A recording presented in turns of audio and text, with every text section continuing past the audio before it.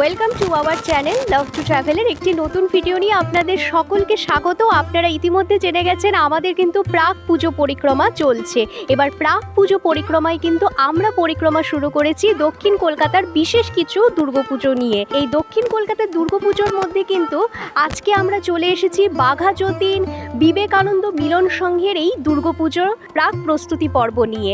আমরা এই মুহূর্তে দাঁড়িয়ে রয়েছি কিন্তু বাঘা যতীনের বিবেকানন্দ মিলন সংঘে। এই বছর এই দুর্গাপুজো ৭৫ বছরে পড়েছে, আর এই ৭৫ বছর উপলক্ষে এই বছরের অর্থাৎ ২০২৪-এর কিন্তু একটা অপরূপ ভাবনা নিয়ে ওনারা উপস্থিত করতে চলেছে আমাদের সামনে। এবার ওনাদের অপরূপ ভাবনাটা হচ্ছে সব চরিত্রই কাল্পনিক। আমরা কিন্তু প্রবেশ করার পরই কিন্তু আমার বাম পাশে, ডান পাশে এবং আমার পেছন দিকেও আমি দেখতে পাচ্ছি অনেকগুলো কিন্তু স্কাল্পচার রাখা রয়েছে, আর এই স্কাল্পচারগুলোই কিন্তু সেই প্রতীকী, অর্থাৎ এই বছরের যে থিম সেই থিমকে কিন্তু রিপ্রেজেন্ট করছে। আরেকটা ব্যাপার হচ্ছে এই স্কাল্পচারগুলো কিন্তু পোড়ামাটির তৈরি। অসাধারণ থিমের উপর কিন্তু তৈরি হতে চলেছে এবছর অর্থাৎ ২০২৪-এর দুর্গাপুজো এই মণ্ডপে, অর্থাৎ বাঘা যতীন বিবেকানন্দ মিলন সংঘে। বাঘা যতীন বিবেকানন্দ মিলন সংঘ কিন্তু প্রতি বছরই একটা থিম বেসড দুর্গাপুজো করে এবং বাঘা যতীন চত্বরে কিন্তু একটা অত্যন্ত জনপ্রিয় দুর্গাপুজো। আর এবছর ৭৫ বছর পূর্ণ উপলক্ষে ওনাদের কিন্তু আরও একটা অভিনবত্ব ভাবনার ছোঁয়া কিন্তু আমরা দেখতে পাচ্ছি। তো আমার সঙ্গে আপনারাও চলুন একটু মণ্ডপটা দেখে নিই। এই যে আপনারা দেখতে পাচ্ছেন, আপনারা কিন্তু এখানটা দিয়ে প্রবেশ করবেন যখন দুর্গাপুজো ওপেন হবে। আর এই প্রবেশ করার পর এই যে মণ্ডপটা আমরা দেখতে পাচ্ছি, মণ্ডপের ভেতরে যেই একটা মঞ্চ তৈরি করা আছে, ওই মঞ্চটি কিন্তু দেবী মা দুর্গা অধিষ্ঠান করবেন। এখনও এখানে দেবী মা দুর্গা আসেননি, কিছুদিনের মধ্যেই চলে আসবেন। এখানে কিন্তু আমরা যেটা দেখতে পাচ্ছি প্রস্তুতি পর্ব অনেকটাই কিন্তু এগিয়ে গেছে, আরও কিছু কাজ বাকি রয়েছে এবং আমরা খালি চোখে যেটা দেখতে পাচ্ছি যে একটা সব চরিত্র কাল্পনিক, অর্থাৎ আমরা যে আমাদের মধ্যে মানে আমরা বায়োলজিক্যালি যেরকমই হই না কেন বা ঈশ্বরের সৃষ্টি যাই বলি না কেন, আমাদের অন্তরে কিন্তু একটাই জায়গা বা অন্তর থেকে কিন্তু আমরা একটা জিনিসই দেখতে চাই, সেই মায়ের অপরূপ রূপ। সেই রূপের সঙ্গে কিন্তু বাহ্যিক রূপের কোনো মিল নেই।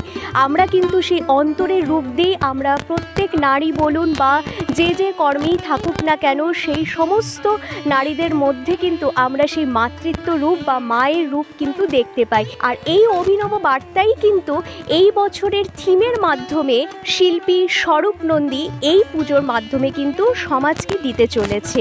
সমস্ত বৈষম্য এবং ভেদাভেদ ভুলে আমরা যেন প্রত্যেককে নিজের করে নিতে পারি, আপন করে নিতে পারি। একটা অসাধারণ কিন্তু ভাবনা আমার যেটা মনে হচ্ছে সেটাই কিন্তু আপনাদের সঙ্গেও শেয়ার করলাম।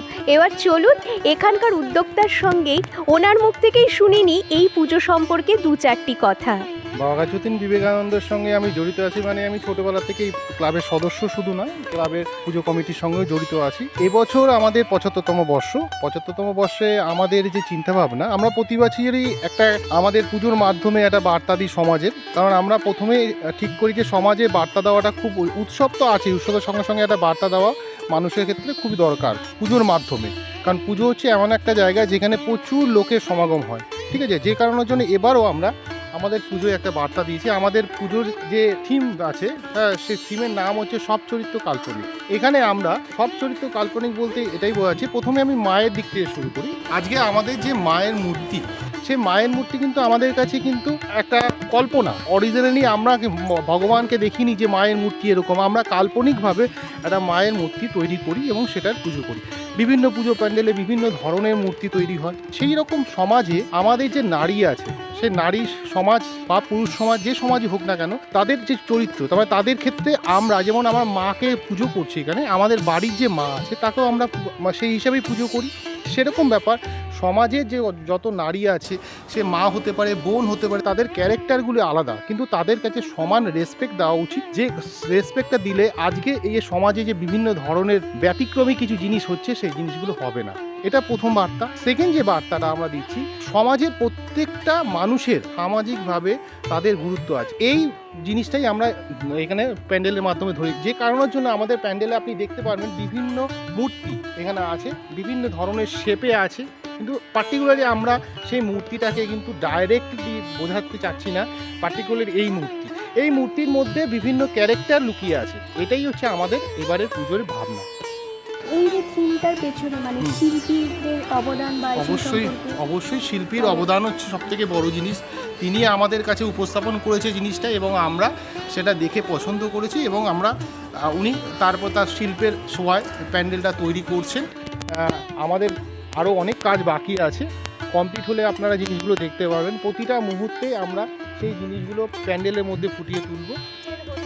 হ্যাঁ হ্যাঁ হ্যাঁ, এই ভাবনাটার কারণ দুটো জিনিস। একটা জিনিস হচ্ছে ইট এবং এমন একটা জিনিসে আমরা তৈরি করছি সেফটির দিক থেকে অনেকটা বেশি। এছাড়াও কি হয়, প্লাইউড বা ওই জাতীয় জিনিসপত্র, দাহ্য পদার্থ, যে কারণের জন্য আমাদের প্যান্ডেলে দাহ্য পদার্থ জিনিস খুব কম পরিমাণে আমরা ইউজ করছি। এছাড়া সেফটি সিকিউরিটির দিক থেকেও, এছাড়াও কি আছে, এই প্যান্ডেলটার স্ট্রাকচারাল দিক থেকেও এটা অনেক সুন্দর হয়, লোহা স্ট্রাকচার বানানো। এই দুটো জিনিস দিক থেকেই আমরা এই প্যান্ডেলটা তৈরি করেছি। শিল্পীর নাম হচ্ছে স্বরূপ নন্দী, উনি খুবই প্রসিদ্ধ শিল্পী। ওনার হাত ধরে এই প্যান্ডেল এত সুন্দর তৈরি হচ্ছে, এখনো পর্যন্ত যা তৈরি হচ্ছে তার নিরিখে আমাদের তো প্রচণ্ড আমাদের মনের তৃপ্তি। আরও যখন পুরোপুরি কাজ কমপ্লিট হবে আরও সুন্দর লাগবে। আশা করি এই অঞ্চলের সব মানুষের ভালো লাগে, কারণ আমরা প্রথমে যেটা চিন্তা করি, আমাদের ক্ষেত্রে সবার প্রথম হচ্ছে, দেখুন প্রাইজ পাওয়াটা অবশ্যই জরুরি কোনো একটা পুজো প্যান্ডেলে, কারণ স্বীকৃতিটা দরকার, কিন্তু মেন আমরা যেটা উদ্দেশ্য প্রতিবারই থাকে মানুষের ভালো লাগা। মানুষের যদি ভালো লাগে সেটাই আমাদের কাছে সব থেকে বড় তৃপ্তি।